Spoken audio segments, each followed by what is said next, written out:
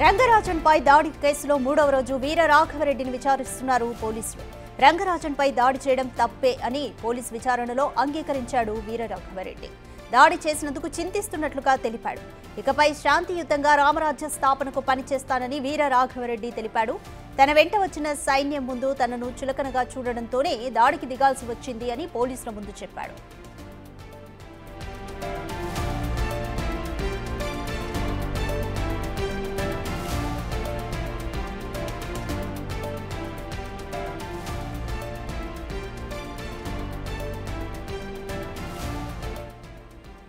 చిలుకూరు ప్రధాన అర్చకులు రంగరాజన్పై దాడి కేసులో 2 రోజుల విచారణ పూర్తయింది వీర రాఘవరెడ్డి. అయితే ఈరోజు మూడవ రోజు వీర రాఘవరెడ్డిని విచారిస్తున్నారు పోలీసులు.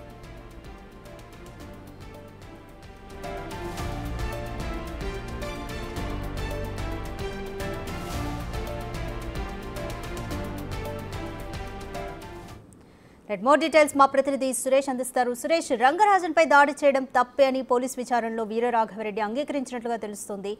అయితే ఇకపై శాంతియుతంగా రామరాజ్య స్థాపనకు పనిచేస్తానని కూడా తెలిపారు. దీనిపై పోలీసులు ఏమంటున్నారు?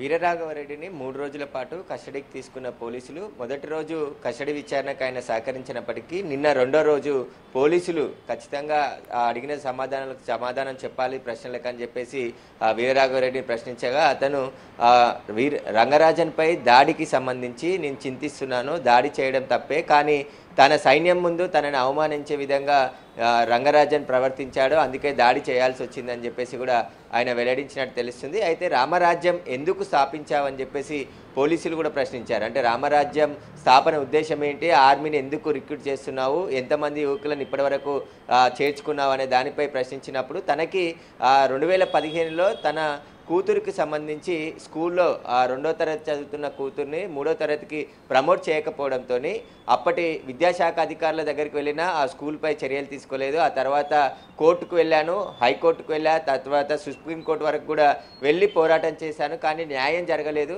అందుకోసమే నేను రామరాజ్యాన్ని స్థాపించి సమన్యాయం చేయాలి, కోర్టులు చేయని న్యాయం నేను చేద్దామనేసి ఈ రామరాజ్యాన్ని స్థాపించాలనుకున్నాను, అందుకోసమే ఆర్మీని రిక్రూట్ చేసుకోవాలని చెప్పేసి కూడా ఆయన పోలీసుల ముందు వెల్లడించినట్టు తెలుస్తుంది. దాంట్లో భాగంగా కొంతమందిని యువకులను ఆ హిందూ టెంపుల్స్కు వచ్చే దేవాలయాలకు వచ్చే యువకులను, అందులో మహిళలను, ఎవరైతే దేవాలయాలను పరిరక్షించే విధంగా ఇంట్రెస్ట్ ఉంటుందో వారిని ఎంచుకొని వారికి ఒక ట్రైనింగ్ ఇచ్చేసి ఈ రామరాజ్యం స్థాపిస్తానని చెప్పేసి కూడా ఆయన విచారణలో వెల్లడించినట్టు తెలిసింది. అయితే రంగరాజన్తో పాటు ఇంకెంతమందిపై దాడి చేశారు, ఎందుకంటే వీరరాఘవరెడ్డి తన మాట వినని వారిని ఖచ్చితంగా దాడులకు పాల్పడతాను, ఎందుకంటే తనకు సంబంధించి తన మాటనే వినాలి, తాను చెప్పిందే చేయాలి అని చెప్పేసి కూడా చాలా చోట్ల సంప్రదించినట్టు తెలుస్తుంది. అందులో భాగంగానే రంగరాజన్ సహకరించకపోవడంతోనే అతనిపై దాడికి పాల్పడ్డట్టు తెలిసింది. అయితే ఇక ఈ వీరరాఘవరెడ్డి బ్యాక్గ్రౌండ్ పైన పోలీసులు పూర్తి విచారణ చేస్తున్నారు. ఇప్పటికే 3 కేసులు ఆయనపై ఉన్నట్టు గుర్తించడం జరిగింది.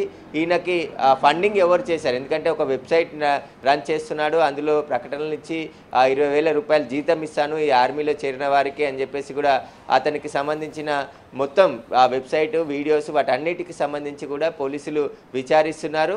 ఇక వీరరాఘవరెడ్డి ఇకపై నేను శాంతియుతంగా రామరాజ్య స్థాపన కోసం పనిచేస్తాను, ఎవరిపై దాడులు చేయను, నేను చదువుకుంది 10వ తరగతి అయినప్పటికీ కూడా ఆ చట్టాలు, శ్లోకాలు, ఇంకా కొన్ని మత గ్రంథాలకు సంబంధించిన పూర్తి బుక్స్ చదివి నేను నాలెడ్జ్ పెంచుకున్నాను, అందుకోసమే నాకు చట్టాలన్నీ కూడా తెలుసు, ఆ చట్టాల కోసమే నేను పోరాడుతున్నాను అని చెప్పేసి కూడా విచారణలో వెల్లడించినట్టు తెలుస్తుంది. అయితే న్యాయ వ్యవస్థలను కూడా నేను శాసిస్తాను, న్యాయమూర్తులు కూడా సరైన న్యాయం చేయట్లేదు సరైన సమయంలో అని చెప్పేసి పోలీసు విచారణలో వెల్లడించినట్టు తెలుస్తుంది. అందుకోసమే నేను రామరాజ్యాన్ని స్థాపించి ప్రభుత్వానికి సమాంతరంగా తాను న్యాయం చేసే విధంగా పనులు చేస్తానని చెప్పేసి దానికోసమే రామరాజ్యం స్థాపించానని చెప్పేసి కూడా పోలీసు విచారణలో వెల్లడించినట్టు తెలుస్తుంది.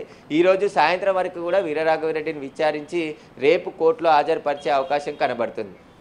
Thank you Suresh.